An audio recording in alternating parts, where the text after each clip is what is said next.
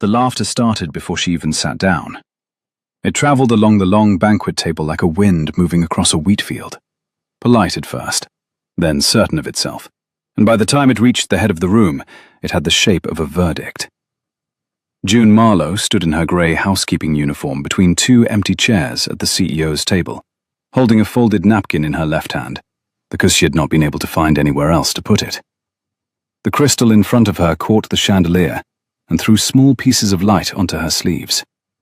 Somewhere near the dessert station, a woman in emerald said, loud enough to carry, "Did the maid get lost on her way to the kitchen?" And the laughter rearranged itself into something sharper. June did not look up. She put the napkin in her lap, the way her mother had taught her when she was 9 years old, the year her mother still had enough breath to teach her anything. Then she lifted her face, because if she was going to be laughed at, she would not be laughed at while staring at her own hands. Adrian Cole was watching her from the head of the table. The CEO of Halver Cole Holdings did not smile, did not frown, did not move. He had the kind of stillness that other people mistook for indifference, and that his board had learned to mistake for danger. He had been holding the microphone for the closing remarks of the merger dinner when his eyes had found her at the service door, and he had stopped speaking mid-sentence in a way that 200 people in evening wear had felt before they understood.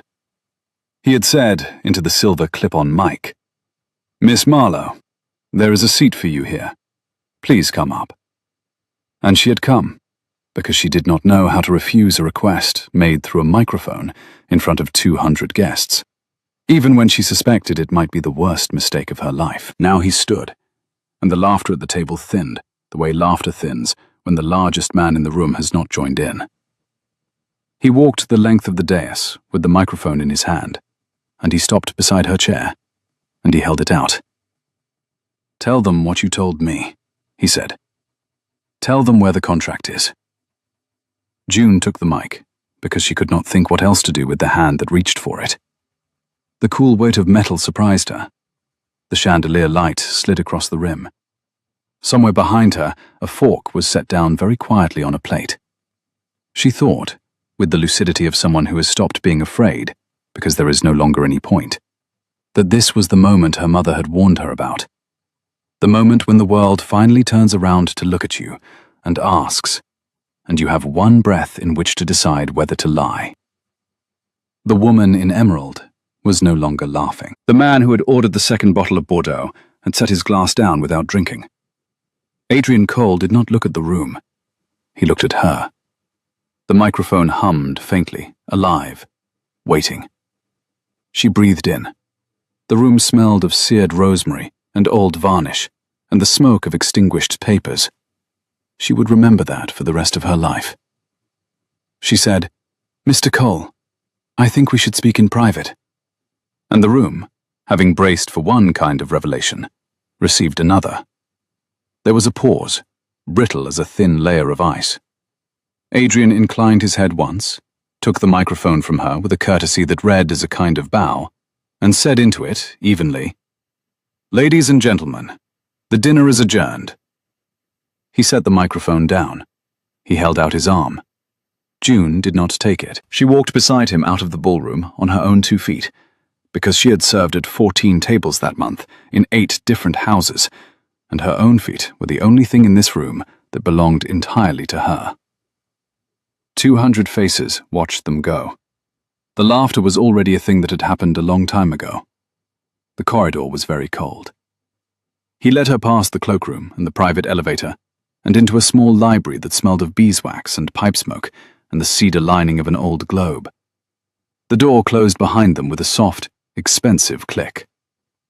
He turned, and for the first time since she had walked into his ballroom, he allowed himself to look like a man who had not slept in 3 nights. His tie was already loosened. His cuffs, she noticed, were turned back exactly 1/2 fold. Not casual, not formal. The precise compromise of a man who had been wrestling with paperwork for hours. He had a small white scar at the base of his thumb. He smoothed his cuff before he spoke, which struck her as odd, because he was not lying. "My grandfather signed that contract in 1991, he said. "It is the only legal proof we own the Halver patents. Without it, The merger collapses on Monday morning. The original was filed at Marlowe & Sons, your uncle's firm, before they dissolved. 6 lawyers and a private archivist have torn my offices apart for 6 weeks looking for the duplicate. Yesterday afternoon, while you were polishing the silver in my dining room, I overheard you say to my housekeeper that you knew where it was. Is that true? June lifted her chin. I said I might know where it was. Might. I filed the originals for my uncle the summer I was 19, she said, before he closed the firm. There was a green box. I was the one who labeled it. I do not know if it survived. And you did not come forward? I do not come forward, Mr. Cole. Women like me are not invited to come forward. I clean your house on Tuesdays. He absorbed this, the way a man absorbs a blow he expected. Then he said, very quietly, will you help me find it? She did not answer at first. She looked past his shoulder at the rows of leather spines and the small brass lamp and the rain that had begun to feather the dark window. She thought about her mother in the bed at Eastside Care with the cough that had been getting worse since February, and about the bill she had hidden in the drawer under the napkins. She thought about the woman in emerald and the laughter and the way Adrian Cole had walked the length of the dais to hand her a microphone instead of an apology. She did not yet know what to make of him. She knew only that he had not laughed. On 3 conditions, she said. The chandelier hum was gone. In this room, she could hear her own voice. First, I am paid as a consultant, not as your maid, for the duration of this search. Second, no one in your company is told who I am or where you found me until I say so. Third, when this is over, however it ends, you write me 1 letter, a real letter, with your name at the bottom, saying I did this. I have no one to ask for references. I would like, just once in my life, to have a piece of paper that says I was good at something.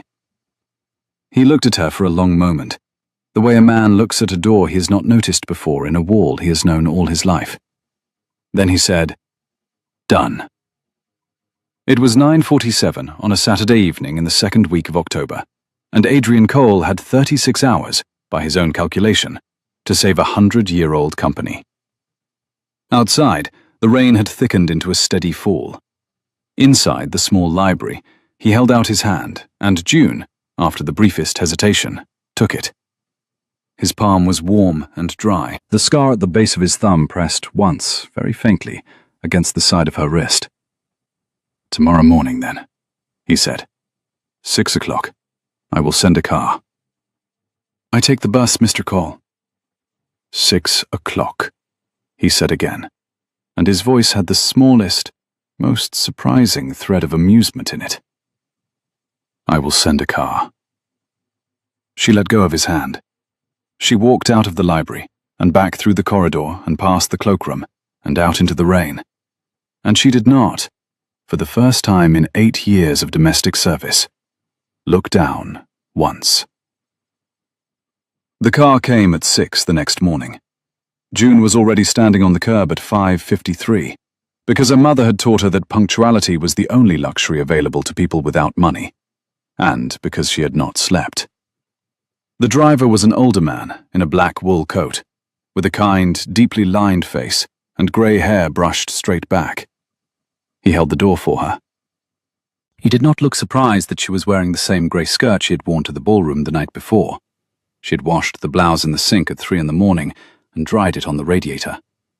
The interior of the car smelled faintly of leather and peppermint, and a colder, cleaner smell, she would later learn, was cedar polish. The driver got in. He met her eyes once in the mirror. Miss Marlowe, he said. I'm Hatch. I've worked for Mr. Cole's family since before he was born. If you need anything, you tell me. If you do not need anything, you still tell me. He turned the key. The car moved off into the wet grey of the morning. Mind you, he added after a moment, if you're hungry, I have a thermos of coffee and a paper bag of pastries on the passenger seat, and Mr. Cole has not noticed them yet, because Mr. Cole has not eaten a pastry since the Bush administration. The first one. So, I would consider them yours. June, who had not laughed in 3 years, made a small sound that was not quite a laugh and not quite a thank you. Hatch nodded once at the windshield, satisfied, and drove her into the financial district, where the lights of Halva Coal Holdings were already on across 42 floors at 6 in the morning of a Sunday in October. Adrian Cole was waiting in the lobby. He had changed out of the dinner suit into a charcoal jumper and an open-collared shirt, and the change made him look both younger and tireder. He was holding 2 paper cups of coffee. He gave one to her without speaking, and they rode the express elevator to the 42nd floor, and the city below them, the bridges and the river and the slow grey weather, opened wider and wider through the glass walls, until she had to look down at her shoes to keep her head from spinning. He saw it. He did not comment. He pressed the button for 42 a second time, even though it was already lit, which she understood at once was a small kindness. "I have a question," she said, as the doors opened on a corridor lined with low, pale wood and the smell of new paper. "Why me? Why not your archivist? Why not the 6 lawyers?" "Because the 6 lawyers have looked for the file as it was catalogued in 1991, Adrian said, "and the catalogue is wrong. I overheard you tell my housekeeper that you knew how the boxes were actually labeled, not how they were officially recorded. You said, and I quote, 'Uncle never trusted the system. He labeled the green boxes with the client's mother's maiden name. 6 lawyers, Miss Marlowe, have no way to know my grandmother's mother's maiden name.'" "Hennessy," June said, before she could stop herself. He stopped walking. He looked at her. The corridor lights buzzed faintly. He said very quietly, "How do you know that?" "Because I am the person who wrote it on the label." He stood there for what could not have been more than 3 seconds, and what felt to both of them afterward like the length of an entire weather system passing. Then he opened a door. Behind it was a conference room with a long oak table, and on the table were 240 boxes stacked in walls. "These," he said, "are everything we've recovered from your uncle's firm. We have until Monday at 9. June set down her paper cup of coffee. She took off her coat. She rolled her sleeves to her elbows. She walked the length of the wall of boxes once, touching the top of each row with her fingertips, the way her uncle had taught her to do. Feel the temperature of the cardboard, the dampness, the dust. And at the 3rd stack from the left, in the 2nd row up, she paused. She looked at Adrian Cole. "This one was not in our archive," she said. "This stack came from somewhere else." "From the basement of the original Halva building," Adrian said. "Why?" "Because the labels are wrong. My uncle labeled with mother's maiden names. These have been relabeled with case numbers. Someone has gone through them." "When?" "Within the last 6 months. The ink is too fresh." She lifted a box, set it on the table, opened it, and the smell of decade-old paper rose around her like a tide. She did not look up at him. She said, "Mr. Cole, whoever moved these does not want you to find the contract." In the corridor outside, the lights buzzed. 42 floors below them, the city went on with its Sunday. Adrian Cole said nothing for a long moment. Then he said, "Find it, Miss Marlowe. Anything you need, you ask Hatch. Anything you need that Hatch cannot get you, you ask me." And he stood there, looking at the woman in the grey skirt with her sleeves rolled to the elbows and her hands buried in the first box. And he understood, with a clarity that startled him, that he had walked into Monday morning as a man with a problem, and that he might walk out of it as a man with something else entirely. He did not yet have a name for the something else. He left her to her work. Outside the conference room window, the rain had softened, and the river had turned the colour of pewter. And Hatch, downstairs, was already on his way back upstairs with a 2nd pot of coffee and a fresh bag of pastries. Because Hatch had decided, on the strength of one small, almost laugh in the back seat of a car, that he liked her. By noon she had sorted 73 boxes. By 2 o'clock she had a system. By 4 She had eliminated half of them. Adrian came back at 4:30, set a plate of sandwiches at her elbow without comment, and asked, "Anything?" She did not look up. She said, "Not yet. But your problem is older than the merger. Someone has been removing files from this firm for years. There are gaps where there should be sequence." He sat down across from her, very slowly. "What kind of gaps?"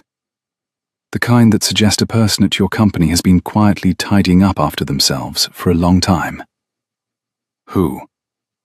"I do not know yet, but I know how to find out." "How?" "Because my uncle," June said, "made a duplicate of every contract he ever filed. He stored them in his own apartment, in a cedar trunk under his bed. I am the only person he ever told. The trunk is in my mother's storage unit in Queens. I have not opened it in 8 years. If your contract is anywhere on this earth, Mr. Cole, it is in that trunk." Adrian Cole stood up so quickly that his chair rocked.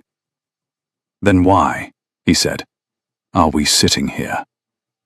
"Because I needed to be sure," June said, finally looking up at him over the rim of a box, "that the trunk was the right place. I have not opened it in 8 years, because my uncle died and I have not yet been ready to. I have been sure since 10 o'clock.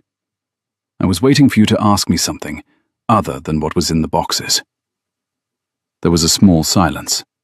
Then Adrian Cole, CEO of Halver Cole Holdings, who had not in 7 years moved at less than the speed of an emergency, sat back down in his chair, folded his hands in his lap, and said, "Miss Marlowe, what can I ask you that is not about the boxes?"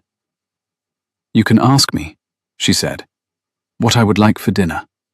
Because I have not eaten today, and the sandwiches were kind, but they were sandwiches.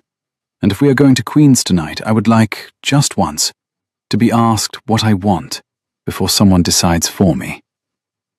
His mouth did something that was not a smile, but was related to one. He said, "Miss Marlowe, what would you like for dinner?" She thought about it for a long moment. She said, "Soup, tomato soup, with grilled cheese cut into triangles, not squares. My mother used to make it for me when it rained. She said triangles were for happy days. I've not had it in 5 years." "All right," Adrian Cole said. He picked up his phone. He spoke into it briefly and quietly, and somewhere in the city, a kitchen, not his own, began the work of producing tomato soup and triangled cheese sandwiches. Then he stood up again, took her coat from the back of her chair, and held it out for her. "Then we eat," he said, "and we go to Queens." The food arrived in 20 minutes in a small paper bag. The soup was in a glass jar, still hot. The sandwiches were in triangles. He had not forgotten. They ate together at the end of the long oak table, with 240 boxes stacked around them like the walls of a small city, and she found that she could taste the soup, properly taste it, for the first time in a long while. Adrian Cole watched her eat. He did not stare, he just looked once, then twice, then back at his own bowl, and she understood, and was startled to understand. But he was not looking at her the way a man looks at a servant, and not the way a man looks at a problem, and not the way a man looks at a woman he means to flatter. He was looking at her the way a man looks at someone he is starting to be afraid of disappointing. She set her spoon down. She lifted her chin. She said, "Mr. Cole, we should go." "Adrian," he said, "I think, given that we are about to commit a small act of burglary on a storage unit in Queens, you may use my first name." "It is not burglary if the unit is in my mother's name and I am her daughter." "It is burglary in spirit," Adrian said, "if we are doing it at 9 o'clock on a Sunday evening in the rain. Hatch is bringing the car around." Hatch was already in the lobby. He looked at June. He looked at the empty paper bag of soup in her hand. He said with great gravity, "Did the triangles arrive triangled, miss?" June, almost startled to find she had the breath for it, said, "Triangled, Hatch, as ordered." Hatch nodded once. "Then we are off to a good start," He opened the door of the car. The rain had returned. The river was the color of an old coin. Across the city, on the 42nd floor of Halver Coal Holdings, 240 boxes sat in the silence of the empty conference room. And somewhere among them, June Marlowe was almost certain, were 3 small marks of pencil that she had made 8 years ago and forgotten, and that, when she found them, were going to change everything.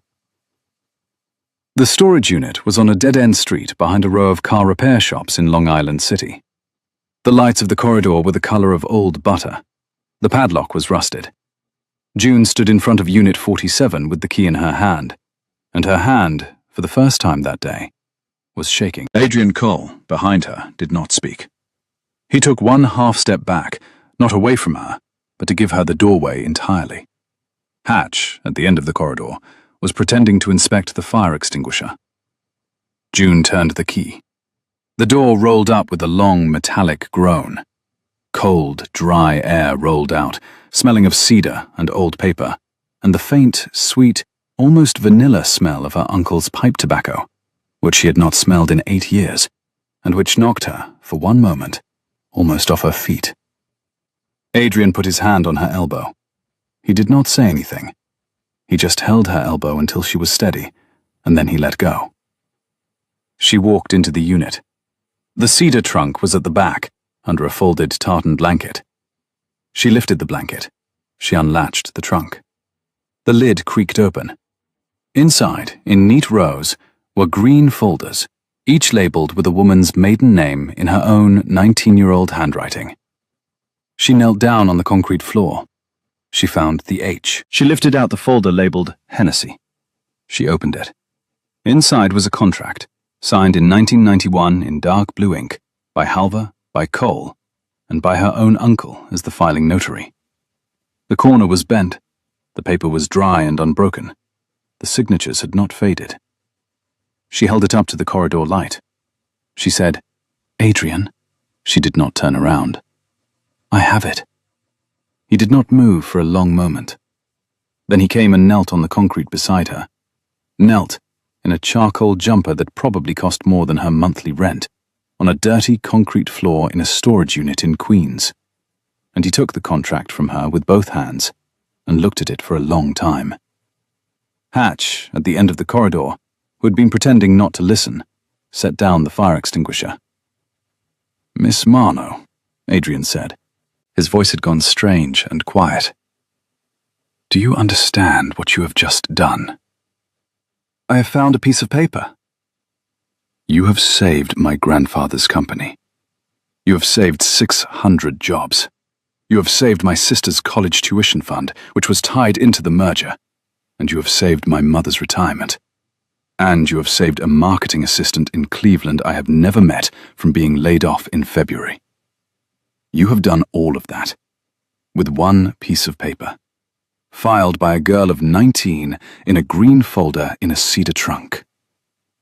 He folded the contract very carefully and slid it into the inside pocket of his jacket, against his ribs, where it would stay warm.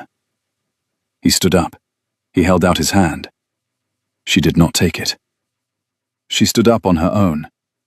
The shake in her hands had stopped. He noticed. He nodded once, the way he had at the table the night before, when he had handed her the microphone, as if he were not so much giving her permission to do something, as recognizing that she had already done it.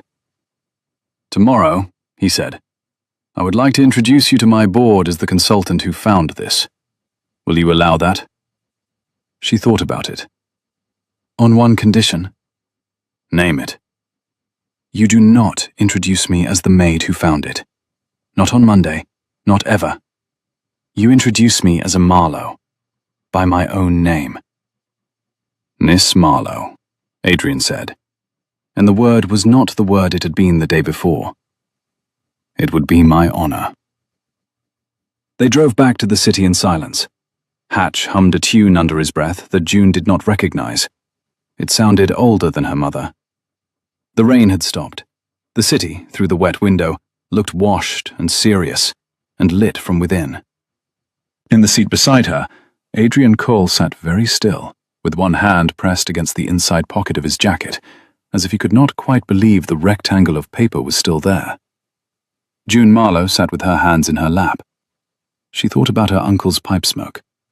She thought about the woman in emerald. She thought about the way Adrian had knelt on a concrete floor without a moment's hesitation. She did not yet know what to make of him. She knew only that, for the second time in 2 days, he had not laughed. Monday morning began at 5 with rain again. A small, grey, insistent rain that beaded on the windows of the boardroom on the 43rd floor, like the patient sweat of an old building. June arrived at 6. She had spent 2 hours of the night ironing the only suit she owned, a navy skirt and jacket that had belonged to her mother in 1998, well cut, gently out of date, and she walked into the lobby of Halver Cole Holdings in it, with her hair pinned at the nape of her neck and a notebook under her arm. Hatch, who was already in the lobby, looked her up and down once and nodded with great satisfaction. "Miss Marlowe," he said, "you look like a woman with the contract." "I do not have the contract, Hatch. Mr. Cole has it." "Mr. Cole carries the paper. You carry the contract." He punched the elevator button. "There is a difference. The board will know it in 3 minutes." The board did know it.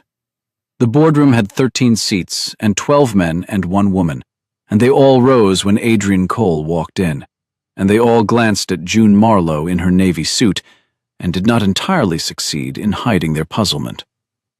Adrian did not introduce her at once. He laid the green folder on the table. He opened it. He held up the contract. The room understood. There was a long, silent moment, and then a man in a grey suit at the far end said, "Adrian, where did you find it?" And Adrian Cole, who had been rehearsing this sentence in the elevator, said, "I did not find it. Miss June Marlowe, who is sitting to my right and to whom you owe a debt of approximately $140 million, found it. She is the consultant who has been working on this matter since Saturday evening." He let the silence land. Then he added, "She is also, ladies and gentlemen, the niece of Albert Marlowe, the notary who originally filed this contract in 1991. He was her uncle. She is, by training, the only living person who could have located this document. She has done so in 38 hours. I would suggest we begin this meeting by thanking her." There was a half-second of stunned silence. Then the woman at the table, Iris Halver Cole, Adrian's aunt and the chair of the audit committee, set down her pen, looked at June, and said with perfect dryness, "Miss Marlowe, we are all very grateful, some of us more than others. Edward, do try not to faint. Adrian, you owe Miss Marlowe a contract of her own." A small, careful laugh moved around the table. Edward, at the far end, did not faint, but did go a faint colour of putty. June, who had been preparing herself for hostility, found herself almost smiling. Iris Halver Cole, she would learn over the coming weeks, was a woman of about 60, with a steel-grey bob and a black cashmere blazer, and the dry, unsentimental humour of someone who had survived 4 decades on this particular board by refusing to be sentimental about anything except, occasionally, her nephew. Iris caught her eye across the table. Iris winked. Once. Very small. June did not yet know that Iris had been waiting 22 years for a Marlowe to walk back into this room, and she would not know it for many weeks. The meeting lasted 19 minutes. The merger was saved. Edward, the man in the grey suit, who was in fact the company's general counsel, made his apologies twice and gathered his papers and left. Iris looked at the door he had used. She said, almost to herself, "Curious." Adrian heard her. Their eyes met. Iris said nothing more. Adrian made a small mark in his notebook. June, who had been trained for 10 years to notice when something in a room had shifted, noticed. Outside the boardroom, in the corridor, Adrian stopped her with a hand that touched her elbow and at once withdrew. "Miss Marlowe," he said, "I owe you a great many things. One of them is a letter. I will write it tonight. Another is dinner. I would like, if you are willing, to take you to dinner this evening, not as a thank you, as the beginning of a conversation I have been trying to have with you since Saturday, and have not yet succeeded in beginning. June looked at him. She thought, with a clarity that surprised her, that here was a man who had stood in a ballroom and not laughed, and had knelt on a concrete floor, and had used the word miss until it had stopped sounding like a uniform and started sounding like a name. She thought of her mother in the bed at East Side Care. She thought of the bill in the drawer. She thought of the woman in emerald. She said, "Adrian, I have a sick mother. I have a job that does not pay enough. I have one suit, and you are looking at it. I do not know how to have a dinner with you that is not a transaction. I will need a moment. Take the moment. Will you let me think until tomorrow? I will let you think until the end of the year, if that is what you need." She lifted her chin. She said, "Tomorrow will do." And she walked, in her mother's 1998 navy suit, down the corridor of the 43rd floor of Halvercoal Holdings, past the offices of men who had owed her $140 million at 7 in the morning and had not noticed her at 7 the night before, and she went down in the elevator and out into the rain. Hatch was on the curb. He took one look at her face. He said, "Home, miss." She said, "Home, Hatch. Thank you." And then, halfway across the bridge, she said, very quietly, "Hatch, what is he like?" Hatch thought about it for a long time. He said, "Miss, he has been the loneliest man I have known for 7 years. I am not allowed to say anything about it. I will say only this. The night his father died, he sat alone in the library for 9 hours, and the only thing he asked me for was a cup of tea. He drank one sip and let the rest go cold. He has not asked anyone for anything since, until Saturday, when he asked you to come up to the table." Hatch did not look in the mirror. He kept his eyes on the road. June, in the back seat, looked at the river and did not speak the rest of the way home. She did not see Adrian for 2 days. She told herself this was because she needed time. The truth was simpler. She was afraid. She had been raised by a woman who had cleaned houses for 31 years, and she had been taught, very gently and very firmly, that the difference between people who lived in houses with libraries and people who cleaned them was not a difference of merit, but of trajectory, and that a person who tried to cross that line without preparation was a person who broke her heart. June Marlowe did not intend to break her heart. She had budgeted, in her own private accounting, for exactly one heartbreak in her life, and she had already used it on her father's leaving when she was 12. She did not have another in reserve. So she went to work. She did not go back to Halvercoal Holdings. Her contract had ended.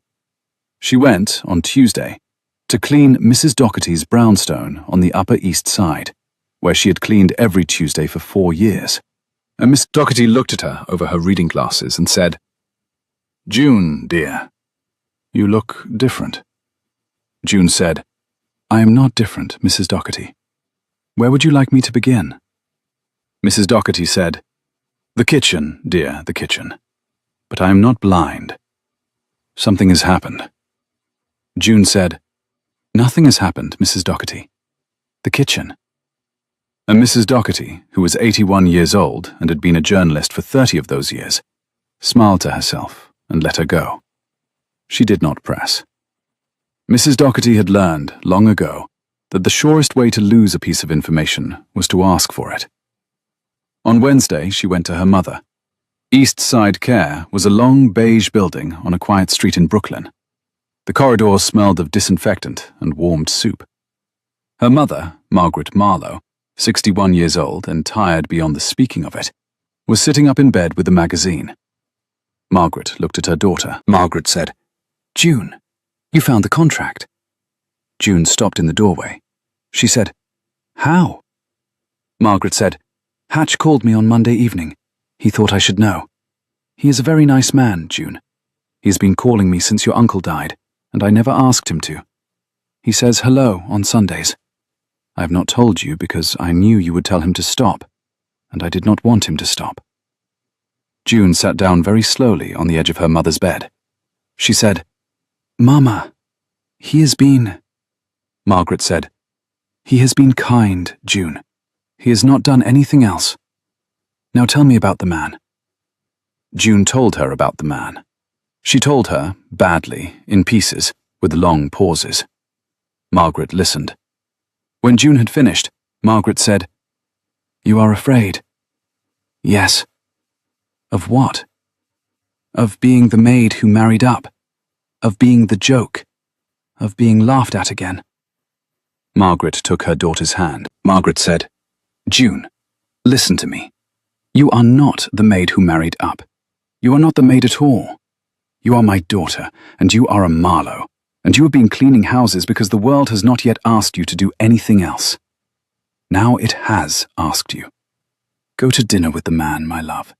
Just dinner. If he is what I think he is, you will know in the first 10 minutes. If he is not, you will know in the first 10 minutes. Either way, dinner is a place to find out." June looked at her mother for a long time. She said, "Mama, the bill." Margaret said, "What bill?" June said, "The bill in the drawer under the napkins." Margaret was quiet. Then Margaret said, with the dignity of a woman who had been the one to put it there, "June, that is not for you to worry about. That is for me." June kissed her mother's forehead. She walked out into the corridor. She stood under the fluorescent light for a long moment. Then she took her phone out of her pocket, and she wrote, with her thumb, 3 words. "Dinner. Friday. Yes." She sent the message to the number Adrian had given her on Saturday night. The reply came back within 40 seconds. 7 o'clock. The Brasserie on 63rd. I will not be late. A. He was not late. He was, in fact, 10 minutes early, which June discovered when she arrived at 6:55 and found him already at a corner table, in a navy jacket without a tie, reading a paperback. He set the book down when he saw her. He stood up. He pulled out her chair. The Brasserie was warm and low-lit, with white tablecloths and small candles, and the smell of butter and rosemary, and a yeasty bread that had just come out of an oven somewhere behind the bar. June had been in restaurants like this 100 times. She had been in them as a server. She had never been in one as a guest. She sat down. The waiter brought water. The water was cold. She drank it slowly. "I owe you a confession," Adrian said. "I have been writing your letter all week. I have 10 drafts in my desk. They are all wrong." "Why?" "Because every draft I write reads like a reference letter for a senior consultant, which you were, in the technical sense. But I keep wanting to write. I keep wanting to write something else, and every time I try, I get it wrong, because I have not earned the right to write it. So I have brought the 10th draft for you to read, and I will write the right letter when I have earned it." He handed her an envelope. She opened it. The letter was 3 short paragraphs. It said, in precise and unornamented language, that Miss June Marlowe had served Halver Cole Holdings as the consulting archivist on a matter of historical record, that her work had located a document essential to the company's continuity, that her speed, accuracy, and discretion had been beyond reproach, and that the undersigned, Adrian Cole, would recommend her without reservation to any institution requiring those qualities. It was signed at the bottom. The signature was steady. There was no flourish. June read it twice. She folded it. She put it in her bag. She said, "Thank you. This is the letter I asked for. This is the letter I needed." She lifted her chin. "Now, tell me about the wrong drafts." "They were all," Adrian said, "trying to say one thing in business language. They were all trying to say that I am sorry." "For what?" "For 200 people laughing at you in my ballroom on Saturday night." "That was not your fault." "It was my table. I built that table. I invited those people. I built the seating chart that put my housekeeper at the service door instead of at a seat. I built the world in which a woman in a grey uniform could walk into my ballroom and the first thing that happened to her was laughter. That is my fault. There is no other person at whose feet I can lay it. June looked at him. She said, "Adrian, did you know when you handed me the microphone?" "Did I know what?" "Did you know that you were going to ask me to my face in front of 200 people?" "Yes." "Why?" "Because I had been listening to you for 6 weeks. I've been a guest in my own house, and I've heard you speak through the doorway to my housekeeper and to Hatch, and once to my mother on a Sunday morning. And I've heard you use words I have not heard used in my house since my grandfather died. Plain words, honest words, words that did not flatter. I overheard you tell my housekeeper that you knew where the contract was, and I knew, before I knew anything else about you, that you were not lying. And then I had to choose between asking you privately, which would have meant cornering a member of my staff in a corridor, which I will not do, and asking you in public, which would have meant offering you a microphone. So I offered you the microphone. I knew you might say no. I would have respected that. I did not know that you would say what you said, which was, very properly, but we should speak in private. You were right. I should have asked you a week earlier. I should have asked you the moment I overheard. I did not, because I am a man who has spent 7 years being afraid that any direct request he makes will be heard as an order. I asked you with a microphone, because I could not figure out how to ask you without one. I am sorry for that. That is what the drafts were trying to say. There was a silence at the small, candle-lit table. The waiter, who had been about to bring bread, paused at a respectful distance and turned around. June said, "Adrian, may I ask you a question?" "You may ask me anything." "What is your driver's first name?" "Henry. Why?" "Because I have been calling him Hatch for 5 days, and I would like, by the end of this dinner, to know whether you know his first name." "You do." "That is the first thing I needed." "What was the second?" "Whether, when you knelt on the floor of that storage unit in Queens, you were performing kneeling, or whether you had simply forgotten that you were wearing a charcoal jumper that cost more than my rent." "I had forgotten." "That is the second thing I needed." She unfolded her napkin. She put it in her lap. She said, "We may eat now, Adrian. I am ready to be a guest at this table." He almost smiled. The candle between them shivered slightly in a draught. The waiter, sensing the change in temperature, returned with the bread. The bread was warm. They ate together. They talked at first about small things. A book she had read in the storage unit on Saturday between boxes. An opera he had not gone to in 3 years, because he could not bear the empty seat beside him. The way her mother used to fold the corners of grilled cheese sandwiches into triangles. They did not, by silent agreement, talk about the contract. They did not talk about money. He learned that her mother was in East Side care. He did not ask after the bill, because he could see, in the way she did not look at the menu prices, that she had already decided to pay for her own meal, and would have walked out if he had argued.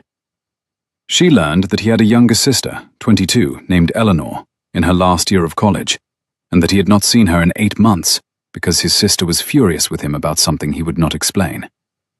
She learned that he read paperback mysteries because the spines bent, and you could not look serious carrying one through a boardroom. She learned that his favorite tea was the cheap orange Pico his grandmother had favored, that he kept a box of it in his desk drawer, and that he did not let anyone see him drink it. When the dessert came, he said, "June, may I ask you a question now?" "You may." "Why did you wash the blouse in the sink that night?" She blinked. "How did you know?" "Because Hatch told me. He noticed the next morning that the blouse was the same blouse, dried, not pressed. He also told me, when I asked, that you had been on the curb at 5:53 for a 6 o'clock car. I have a question about both of those things, and the question is the same. Why?" "Because," June said, "the world will forgive a poor woman for being poor, but it will not forgive her for being late or for being dirty. I learned that from my mother. She learned it from her mother. We do not have the luxury of being either.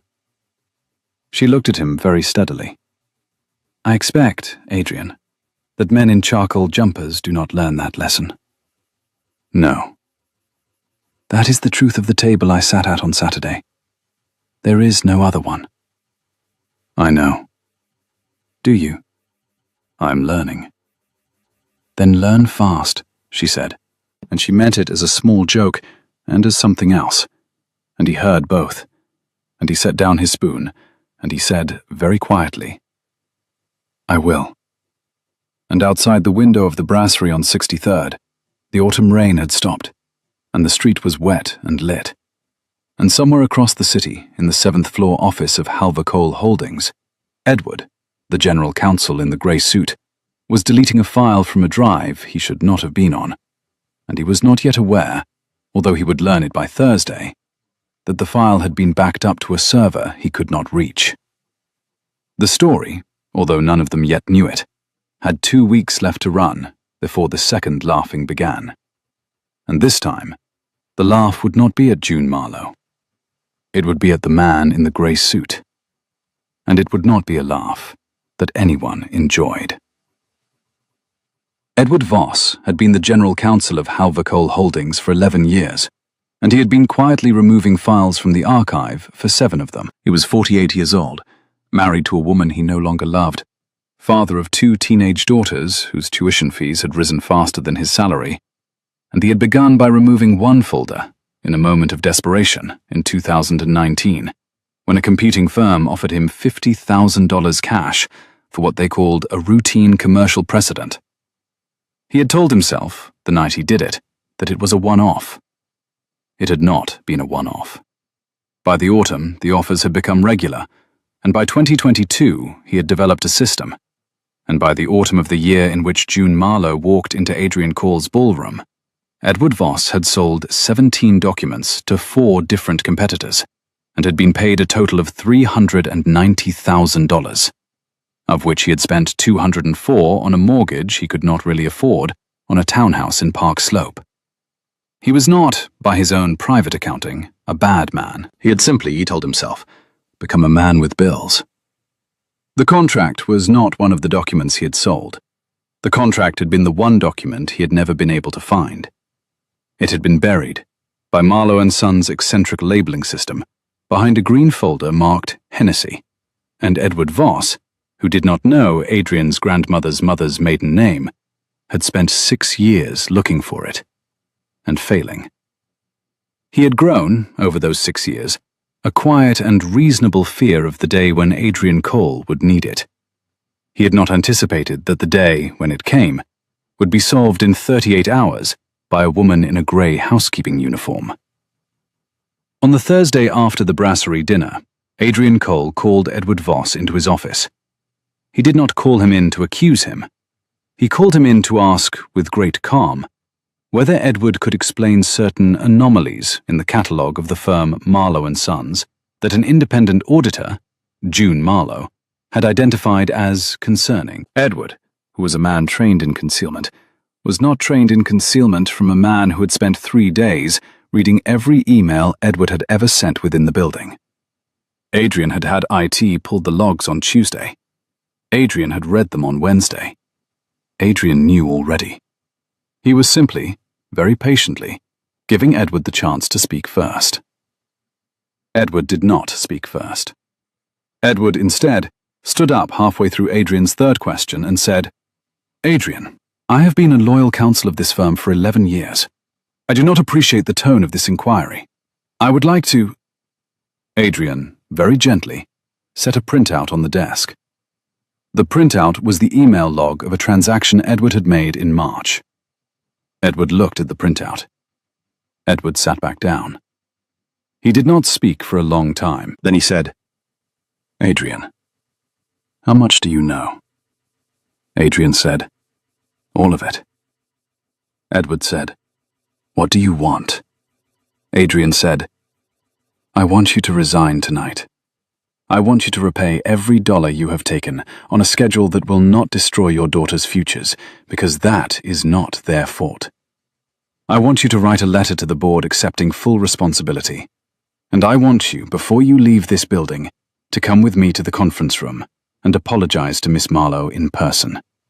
Because she is the person who found the file you did not find. Because she is the person whose accuracy made your concealment visible. And because you laughed at her at the table on Saturday night.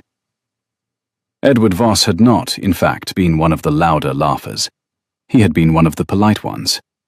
He had laughed because everyone at the table had laughed, and he had been ashamed of it the moment it left him, and he had not been able to think about it since. He sat in Adrian's office with his hands on his knees and the printout between them, and he looked very tired and very old, and he said, "Adrian, I will resign tonight. I will sign the schedule. I will write the letter. I will not, however, apologize to Miss Marlowe." Adrian said, "Why not?" Edward said, "Because I do not have the right. Because an apology from me will read to her as a transaction, and I owe her an apology, and a transaction is the opposite of one. I will write to her, on my own time, when I have something to give her that is not your idea of what is owed." Adrian looked at him for a long moment. Adrian, who had been prepared for resistance, found himself unprepared for this. He said, finally, "All right, Edward. Write the letter on your own time. I will not press." Edward stood up. He held out his hand. Adrian took it. They did not shake. They simply held, briefly, as two men do when they understand that something between them has ended. Then Edward Voss walked out of Adrian's office. He resigned, in writing, that night. He repaid the first installment 4 days later. He wrote his letter to June Marlowe the following Thursday. It was 3 sentences long. It said, "I was one of 200 people who laughed at you on the evening of October 12th, in a ballroom where you should have been a guest. I cannot undo that. I would like, if you will let me, to know how to do better. E.V." June read the letter. She put it in a drawer. She did not write back at once. She did, 6 weeks later, write back. She wrote, "I have read your letter. I do not know yet whether you have done better. I will know in a year. Write to me then. J.M." She put it in the post on a Friday. Edward Voss read it on a Saturday morning, over coffee, in a much smaller apartment than the one he had owned in October, and he set the letter down on his kitchen table, and he did, for the first time in 12 years, weep. That, however, was later. In the immediate aftermath of Edward's resignation, the board reconvened, and Iris Halver-Cole, who had been waiting 22 years for this exact moment, stood up at the head of the table and made a small speech about institutional rot. It was a 6-minute speech. It mentioned Edward Voss only twice. It mentioned 3 times the principle that loyalty without scrutiny was the seed of every corporate collapse she had witnessed in her 40-year career. It mentioned, twice, the fact that loyalty had been demanded of women in this firm for 40 years, and that scrutiny had not. It ended with the sentence, "Adrian, promote her. Promote her this week. Not because she is your friend, because she has been a better counsel to this firm in 38 hours than the man we are replacing was in 11 years." She sat down. There was applause. Adrian, who had not yet thought through whether June Marlowe wanted to be promoted to anything by Halver-Cole Holdings, made a small note in his book and said, "Aunt Iris, I will think about that, carefully, with Miss Marlowe." "I should hope so," Iris said. She looked at her nephew over her reading glasses. "Adrian, a word after." After, in the corridor, Iris said, "You are in love with her." Adrian said, "Aunt Iris." Iris said, "Do not Aunt Iris me. I have known you since you were 2 days old. I knew it on Saturday night. The rest of the room thought you were saving the contract. I knew you were saving something else.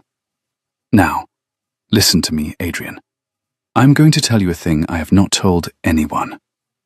22 years ago, your grandfather sat at a dinner exactly like the one you sat at on Saturday, And a woman walked into that dinner exactly like Miss Marlowe walked into yours, and the table laughed exactly the way your table did. Her name was Catherine Marlowe. She was Albert Marlowe's sister. She was June's aunt. Your grandfather did not stand up. He did not give her the microphone. He sat there.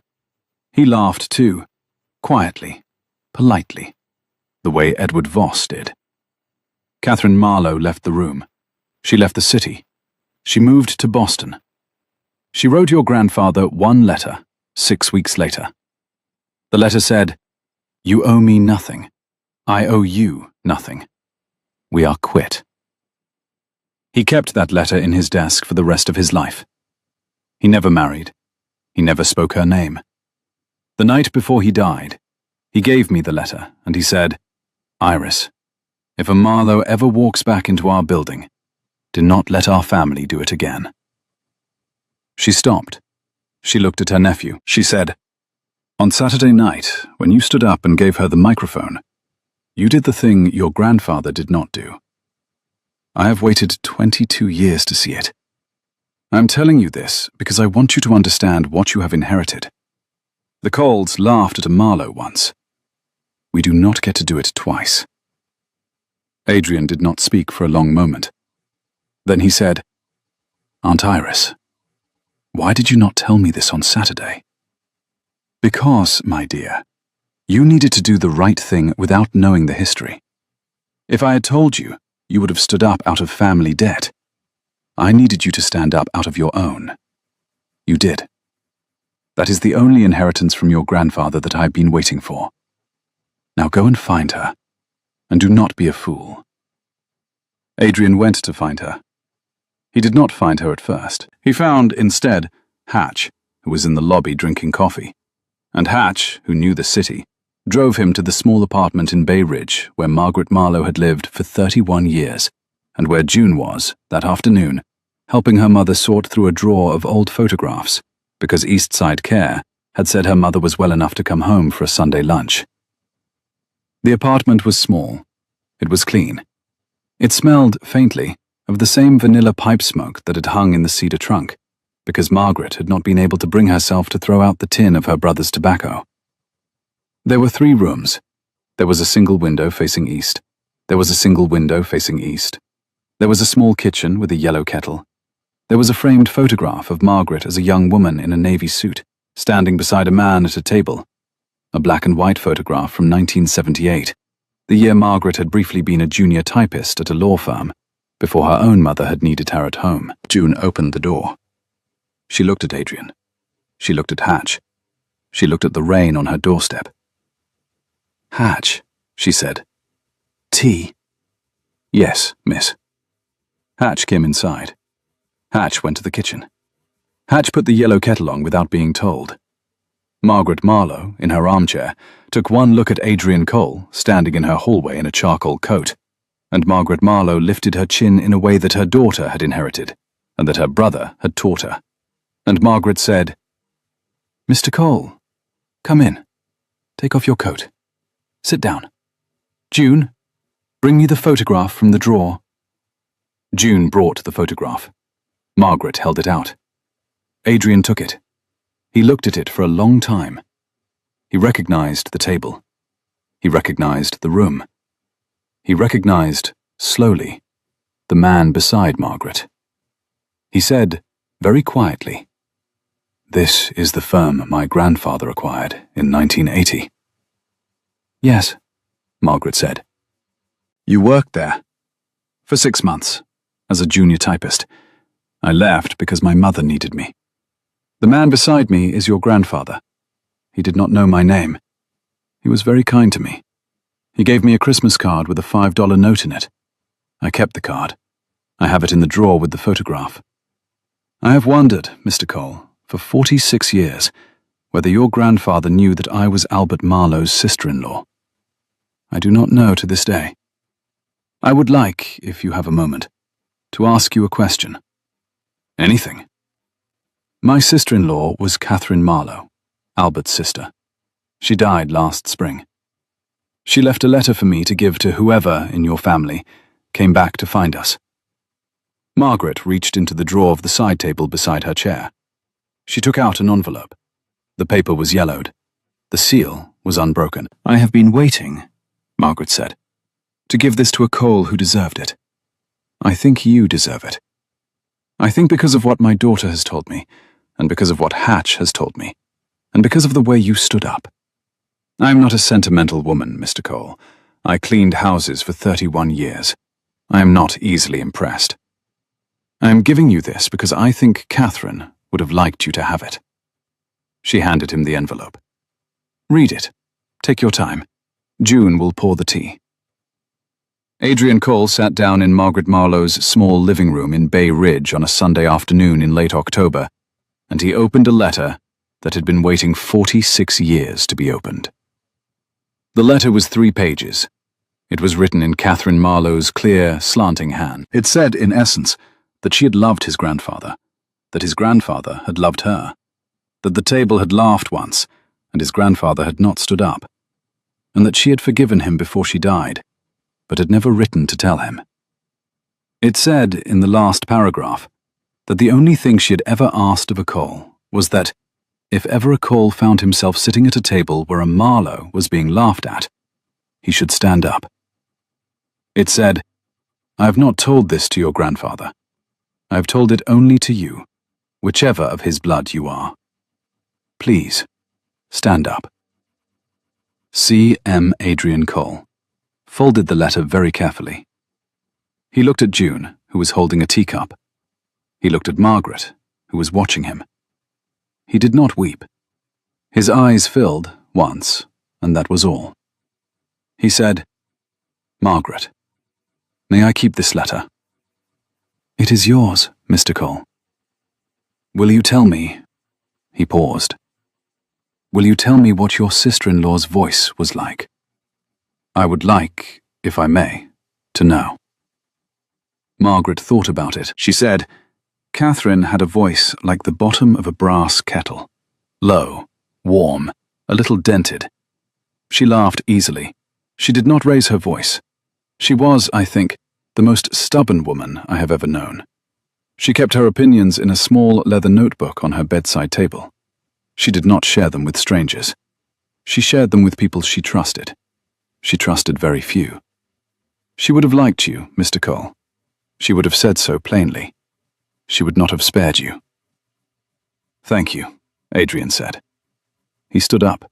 He walked across the small room. He sat down on the arm of June Marlowe's chair. He did not touch her. He said, very quietly, into the side of her hair, "June, I would like to take you somewhere on Saturday. Will you let me?" "Where?" "To my grandfather's grave. I have not been since the funeral. I would like to take Catherine's letter, and I would like to read it to him. And I would like, if you are willing, for you to be there. Not as a Marlowe, as you." June was quiet for a long moment. Then she said, "Adrian, I have never been to a grave that was not my father's. My father's is in a cemetery on Long Island. I have not been since I was 12. Would you like me to take you to your father's grave first?" June looked at him. The rain had stopped at the window. Hatch, in the kitchen, was very quietly washing teacups he had not been asked to wash. Margaret, in her armchair, had closed her eyes the way she always did when she was determined not to cry. June said, "Yes, I would. Saturday." "Saturday," Adrian said. "I will pick you up at 9. They went to her father's grave first. It was on a Saturday morning in late October, with the trees gone copper and the sky a soft, uncommitted grey. June had not been to the cemetery on Long Island in 19 years. She had not been able to find the strength. Adrian drove. He did not speak. The cemetery gate was iron and a little rusted. The grass was wet. June knew the row by memory. She knew the headstone by the way her mother had once described it to her. Plain granite, 3 lines, no embellishment. James Robert Marlowe. Beloved father, 1959 to 2008. There were no flowers. There had not been flowers, June suspected, for a long time. She knelt down on the wet grass. She did not weep. She set down a small bunch of yellow chrysanthemums she had bought from a corner shop in Bay Ridge that morning. She said, "Hi, Dad."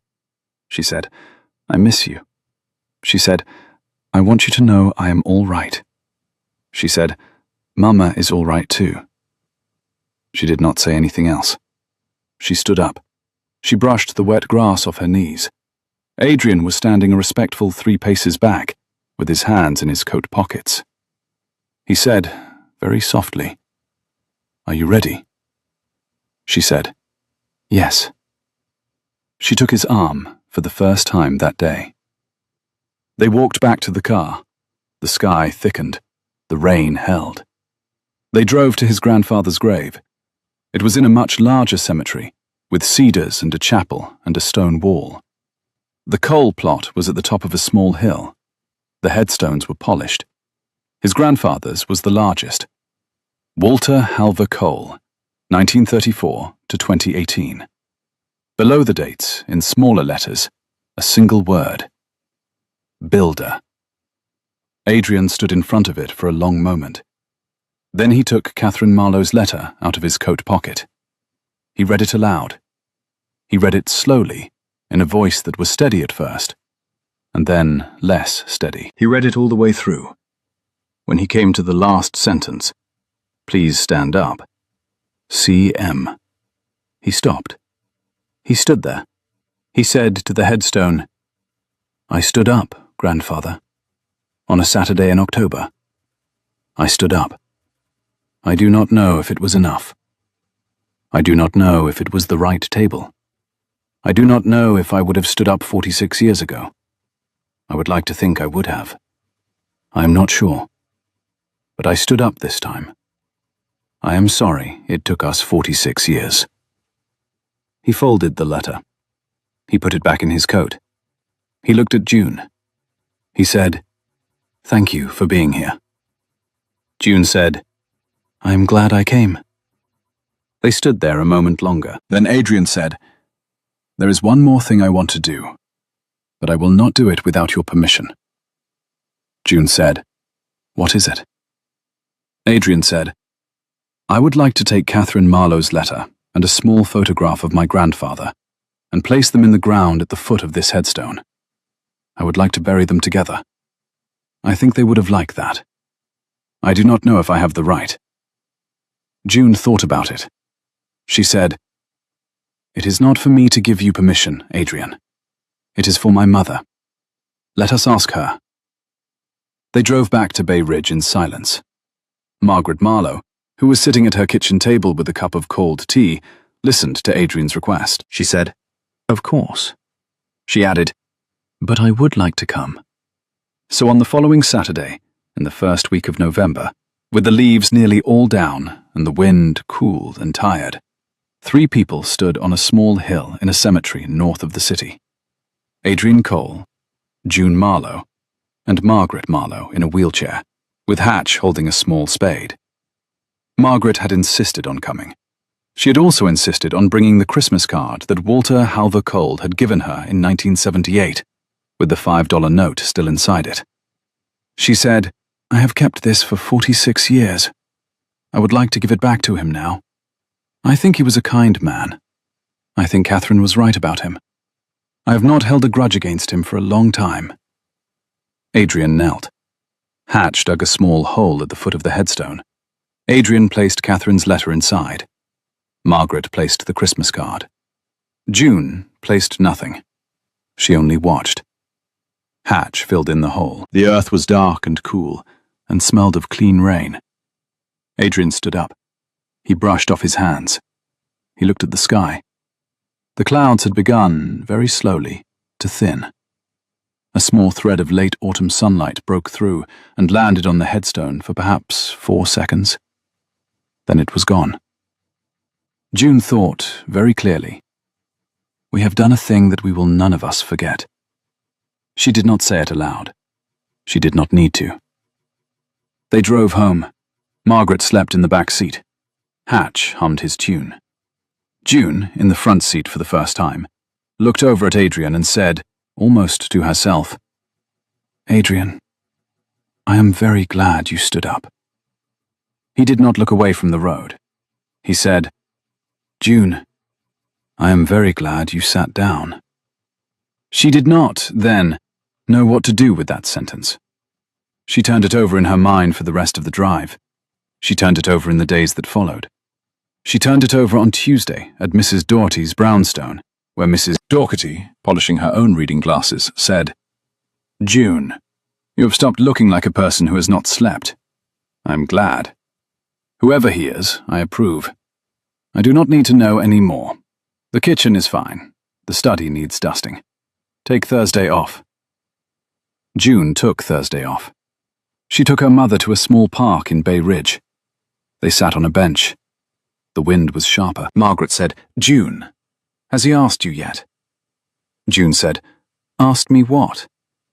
Margaret said, "Whether you would like to be his."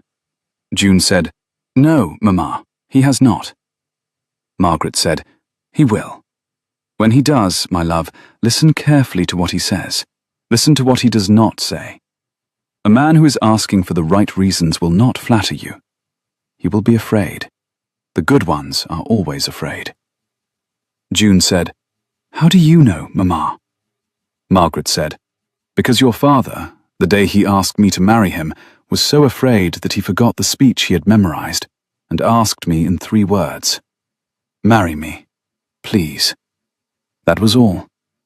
I said yes. I have never regretted it. I would not have married a man who was not afraid." June looked at her mother. She said, "Mamma, you are wiser than you let on." Margaret said, "June, I have always been wiser than I let on. I simply have not had much occasion to use it." She closed her eyes. The wind moved in the trees. June sat beside her and watched the river. For 3 weeks, Adrian did not ask. He came to dinner on Tuesdays. He took her to 2 plays and one quiet restaurant in Brooklyn that served, on Wednesdays, a tomato soup with grilled cheese sandwiches cut into triangles, because he had remembered. He sat with her mother on Sundays.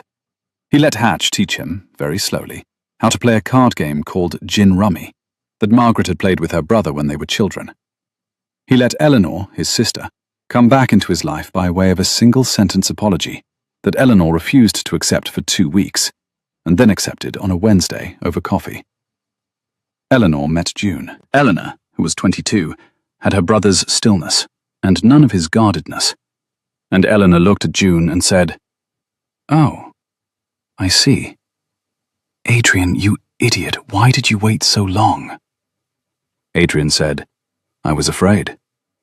Eleanor said, "Yes, I know. I have known for a long time. You are forgiven for this. Not for the other thing, but for this. June, do you play chess?" June, who did not, said, "No, but I would like to learn." Eleanor said, "Excellent. I will teach you. Adrian is terrible at chess. He thinks he is good, but he is not. It will take you about 4 weeks to be better than he is. I will enjoy this enormously." June laughed. She laughed for the first time in 3 years. It was a small, surprised laugh that climbed up out of her throat before she had decided whether to let it.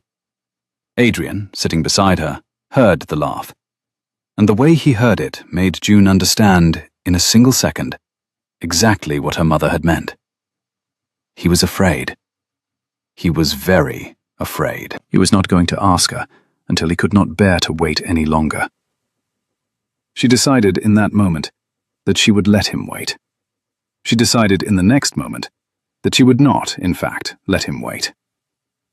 In the 2nd week of November, 3 days after a small Tuesday night supper that they had cooked together in her mother's kitchen because Margaret had wanted to see them in her own room making something with their hands, the dark night came.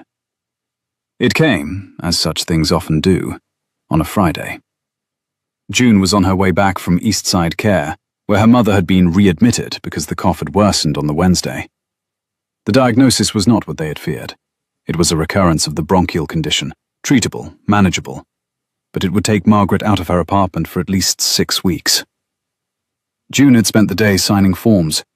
She'd spent the evening sitting with her mother, She had not eaten. Her phone was nearly dead. The rain on the bus window was the kind of grey, fine rain that found its way into a coat collar, no matter what you did about it. She got off the bus at her corner. She walked the 3 blocks to her apartment with her head down. She did not see the figure under the streetlight until she was almost upon her. She lifted her head. She stopped. It was the woman in emerald. She was not in emerald now. She was in a long camel coat. Her hair was pulled back.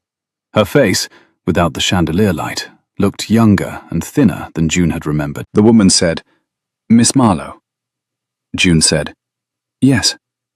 The woman said, "May I have a moment of your time? I have driven from Manhattan and I have been standing here for 20 minutes. I will be brief." June said, "Who are you?" The woman said, "My name is Vivian Cole. I am Adrian's first cousin. I'm also the woman who said, at the table on Saturday night, that you looked lost on your way to the kitchen. I have not been able to sleep since. I have come to apologize. I have not come to ask for forgiveness. I have come because my therapist told me that the apology must be made, even if the forgiveness will not. May I have your time?" June stood in the rain. She looked at the woman who had laughed at her in front of 200 people. She did not know what to say. She said, "Vivian, I'm very tired. My mother has been readmitted. I have not eaten. I would like to invite you upstairs. I do not have wine. I have tea. Will you have tea?" Vivian Cole, of the camel coat, lifted a hand to her own face for a moment and lowered it. She said, "Yes." She said, "Thank you. Yes." They climbed the 3 flights of stairs. June put on the kettle. She did not yet light the lamp. The street light through the window was enough. Vivian stood by the window. Vivian said, "I have been a horror at family dinners for 15 years. I started laughing at the maid because I was 23 and afraid that someone would notice that I myself was, in spirit if not in fact, also a kind of maid in that family. I am a poor cousin. I have lived on my uncle's quiet generosity since I was 19. I have, since the funeral, lived on Adrian's. I have laughed at every woman who looked too much like me. It is not an excuse. It is an explanation. I am 38 years old. I would like, if I am allowed, to do better." June listened. June poured the tea. She handed Vivian a cup. Vivian sat down on June's small sofa. They did not look at each other. They looked, both of them, at the rain. After a long time, June said, "Vivian, I cannot forgive you tonight. I am too tired, and my mother is too ill. I will need a year." Vivian said, "I know." June said, "Will you take a year?" Vivian said, "I will take 5 if you need them." June said, "A year is enough. Write to me in October. Tell me what you have done. I will write back." Vivian nodded. She drank her tea. She stood up. She put on her coat. At the door, she paused, and she said, "Miss Marlowe, may I ask one question?" June said, "You may." Vivian said, "Did Adrian tell you, the night he handed you the microphone, that he was in love with you?" June said, "No, he has not told me yet." Vivian said, "He was. I knew it from the way he stopped speaking. He had not stopped mid-sentence in 7 years. The whole room knew it. I did not stop laughing at you because of you. I stopped laughing because of him. I have spent 6 weeks being angry with him for that. I have come tonight because I have realized, finally, that I was angry at the wrong person." June looked at her. June said, "Vivian, go home. Sleep. Write to me in October." Vivian said, "Yes." She left. June stood in the doorway. She closed the door. She walked back to her sofa. She sat down. She had 2 cups of cold tea in front of her and a phone with 3% battery, and a wet coat draped over a chair. She thought about her mother in the hospital. She thought about the bill she had paid that morning. She thought about Adrian, who had not, in fact, told her that he loved her. She thought, with a sudden cold clarity she had been keeping at bay for 2 weeks, that she did not know whether he ever would, and that she had built her life around the assumption that he would, and that, if he did not, she would be the second Marlowe woman in 2 generations who had walked into a coal life and walked out alone. The thought sat in her chest. It grew. She did not, at first, weep. She sat with the thought for an hour. Then she walked into the small bathroom, and she washed her face with cold water, and she looked into the mirror, and she said aloud to her own reflection, "June Marlowe, you will not be Catherine. You will not wait 46 years for a letter. You will not let him decide for you. If he is going to be silent, you will be silent first." And she walked out of the bathroom, and she sat back down on the sofa, and she did, finally, weep, for the first time since her uncle's funeral. And she wept for 13 minutes. And then she stopped, and she ate a piece of bread because she had not eaten all day, and she went to bed, and she slept the dreamless sleep of a woman who has decided. In the morning she did not call Adrian. She did not answer his text at noon. She did not answer his text at 3. She did not answer the phone at 5. At 7 o'clock he rang her doorbell. She opened the door. He looked at her. He said, "June, what has happened?" She said, "Adrian, come in, sit down. I will make tea. I will tell you what has happened." She made tea. She sat down across from him. She did not, this time, take his hand. She said, "Adrian, Vivian came last night. She apologized. I did not forgive her. That is the small thing. The large thing is what she told me at the door. She told me, Adrian, that on the night you handed me the microphone, you were in love with me. She said the whole room knew. She said you had not stopped speaking mid-sentence in 7 years. I have been thinking about it since she left. I have decided that I will not, Adrian, ask you whether it is true. I will not ask, because I do not want it to be true because someone else told me. I will only tell you what I have decided. I have decided that I am in love with you, and that I am going to say it first, because I am tired of being the second person to find out things in my own life. I have decided this, not because Vivian told me. I have decided it because last night, after she left, I asked myself whether I would have decided it on my own, and the answer was yes. So, there it is. I love you. I do not know what you would like to do with the information. I will let you have it.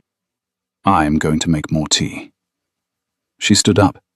She walked to the kettle. She did not look at him.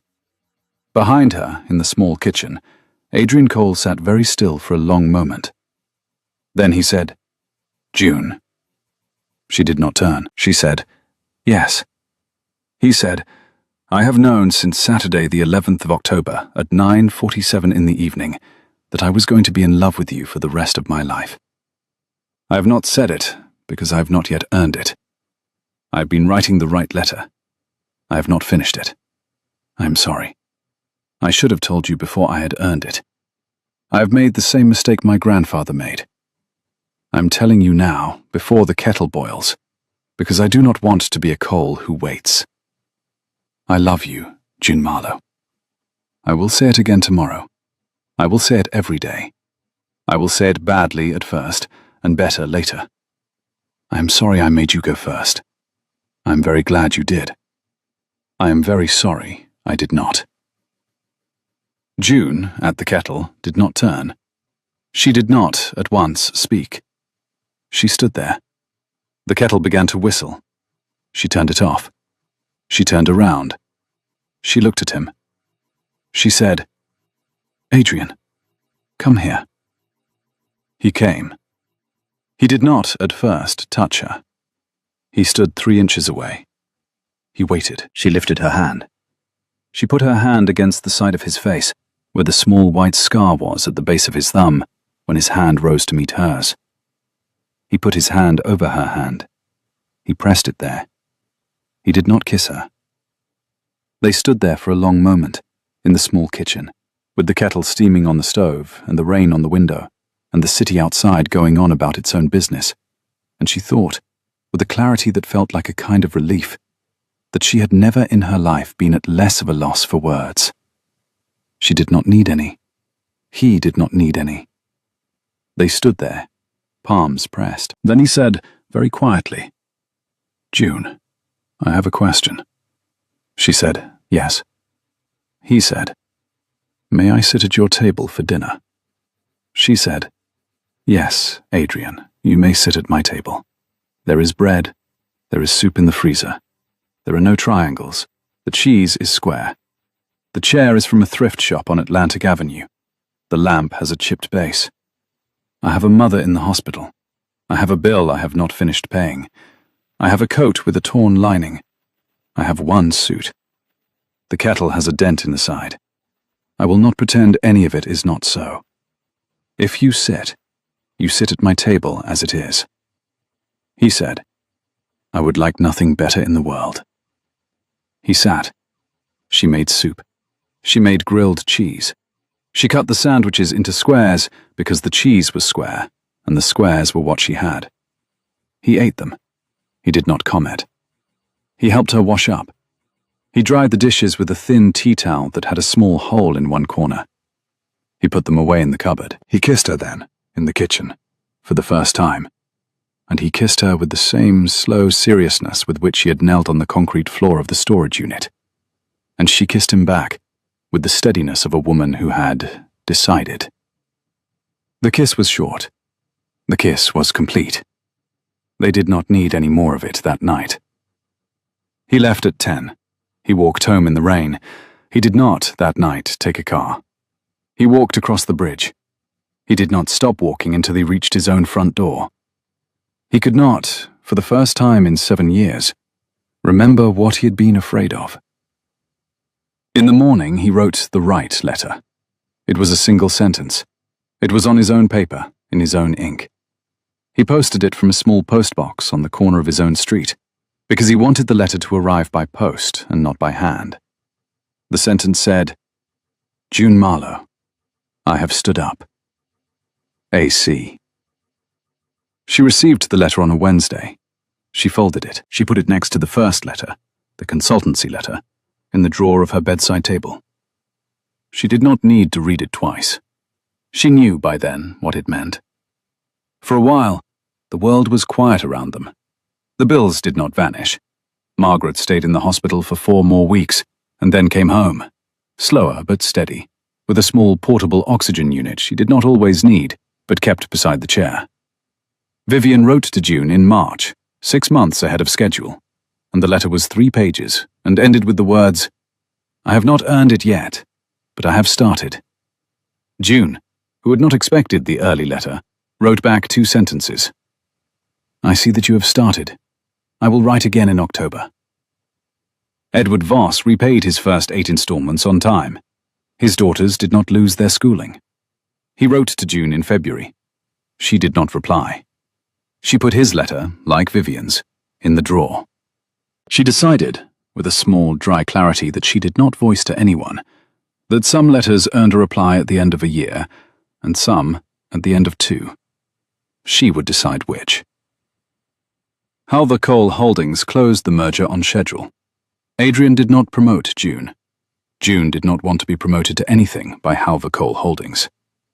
June, with the consultancy letter in her hand and Iris Halva Coal's quiet endorsement in her pocket, applied to the Archival Sciences Master's Program at City College, and got in, and started classes in January. She paid for the first semester with the consultancy fee Adrian had insisted on doubling because Iris had insisted on quadrupling, and they had compromised in the middle. She paid for the second semester with a scholarship she won on the strength of an essay about the labeling systems of independent legal archives, which her supervisor read aloud to the cohort because it was, the supervisor said, the only essay she had ever received that began with the sentence, My uncle did not trust the system. In April, on a Saturday afternoon in the small park near her mother's apartment, Adrian asked her. He did not, as Margaret had predicted, give a speech. He was, as Margaret had predicted, very afraid. He said 3 words. He said them while he was kneeling on the grass, in trousers that this time he had remembered would be ruined. And he said, "Marry me, please." June, who had known the question was coming for 2 weeks and had not let on, said, "Yes, Adrian. Yes, of course. Get up, the grass is wet." Margaret, watching from the bench, did not weep. Margaret simply nodded once at her brother's old friend Hatch, who was standing a respectful 3 paces back with a small bunch of yellow chrysanthemums, and Hatch handed her the chrysanthemums, and Margaret placed them on her own lap. And she said to her daughter and the man who would shortly be her son, "Sit down, both of you. I have something to say." They sat. Margaret said, "June, Adrian, I will not give a speech. I will say only this. My brother used to say that an archive is not a place where papers are kept. It is a place where promises are kept. I've known both of you for long enough now to believe that you understand this. I've known Adrian for nearly 6 months. I've known June for 33 years. I am not worried about either of you. I am not worried because I have seen Adrian kneel on a concrete floor and a grass field, and I have seen my daughter laugh, and I have decided. That is all. The yellow chrysanthemums you may now exchange between you. They are for you both. Hatch, dear, take a photograph. I will not be at the wedding. I will be on the porch with my oxygen tank. June, your father would have approved. Adrian, my brother would have approved. That is everything." She closed her eyes. She did not, this time, sleep. She simply rested. June took the chrysanthemums. She handed half to Adrian. He took them. Hatch took the photograph. The sun was already setting. The light through the trees fell across the bench in long, copper lines. They were married in the small park in May. There were 19 guests. Margaret did not, in fact, end up on the porch with her oxygen tank. The day was warm, and she was strong enough to sit in the second row under a parasol Hatch held over her. Eleanor was the maid of honor. Iris stood for the groom. Hatch gave the bride away. Mrs. Doherty, 82 years old and walking with a cane, sat in the front row, and she said afterward to anyone who would listen that she had not, in all her decades as a journalist, attended a wedding at which she was less surprised. The reception was in Margaret's apartment. There were tomato soup and grilled cheese triangles. The cheese, that day, had been cut into both triangles and squares, because Adrian had insisted that both shapes were now part of their shared history. Eleanor made a small speech, in which she pointed out that Adrian still could not beat June at chess. Iris made a smaller speech, in which she said only, "Walter, Catherine, we have made it back. Thank you for waiting." She raised her glass to nothing visible, and 7 people in the room understood, and the rest did not. And that, June thought, was exactly as it should be. In the autumn, on the anniversary of the merger dinner, Adrian held a small private dinner at his house. There were 12 guests. June was at the head of the table, beside her husband. Margaret was on her right. Iris was on her left. Eleanor was at the foot. Mrs. Doherty was beside Hatch, who had been promoted, on Margaret's insistence, to family friend. There was a microphone on the table beside Adrian. Adrian, halfway through the meal, picked it up. He said into it, evenly, "I have an announcement to make. I've invited every person at this table tonight, because every person at this table is responsible, in some way, for the fact that I am married. Some of you are responsible because you stood up. Some of you are responsible because you sat down. One of you, Hatch, is responsible because you handed me a pastry I did not deserve. I would like to thank you all. I would like to make one more announcement. The Marlowe Foundation, named for Albert and Catherine Marlowe, opens its offices next Monday on the 11th floor of Halver Coal Holdings. It will offer scholarships to young women entering the archival sciences, with a particular focus on first-generation students. It will be administered by my wife. I am very proud of her. I will not say anything else, because she will say it better. June. He passed her the microphone. June took it. She lifted it. She looked at the table, at Iris, at Margaret, at Eleanor, at Mrs. Doherty, at Hatch. She did not look at Adrian. Not yet. She said into the microphone, in her own voice, "A year ago, I sat at a table like this one. 200 people laughed at me. One man did not. He handed me a microphone. I did not know what to do with it. I gave it back. I think, tonight, I will keep it. I will keep it because I have learned that a microphone is not, as I had thought, a thing that lets one person speak louder than the rest. It is a thing that lets the room hear the person who has been speaking softly all along. I've been speaking softly all my life. I do not intend to stop speaking softly, but I do intend, from tonight onward, to be heard. I would like to make a toast. To the people in this room.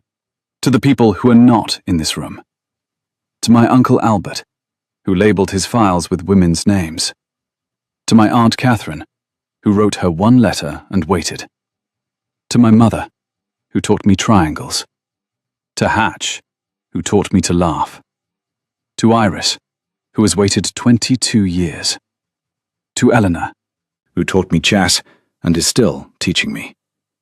To Mrs. Doherty, who never asked. To Adrian, who stood up. I will not name what we have. I will only name what we are. We are a table. We are a table at which no one laughs at anyone. Anyone who tries will be handed a microphone and asked to speak. Most will not have anything to say.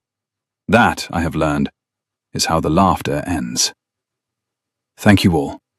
Please drink. Please eat. Please stay as long as you like. She set the microphone down. There was a small silence, the kind of silence a room makes when it is full and warm. Then Iris raised her glass. The rest of the table raised theirs. Adrian, beside June, did not raise his glass at once.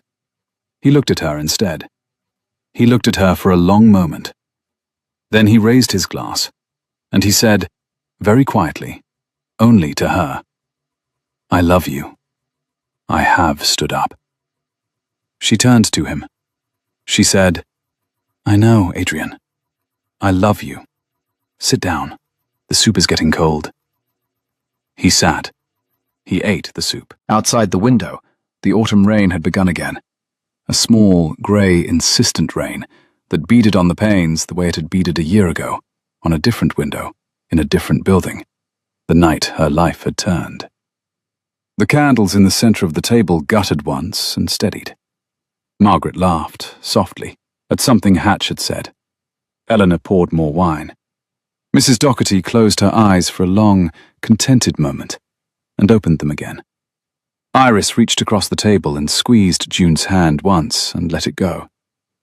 June, who had never in her life expected to sit at the head of a table, sat there.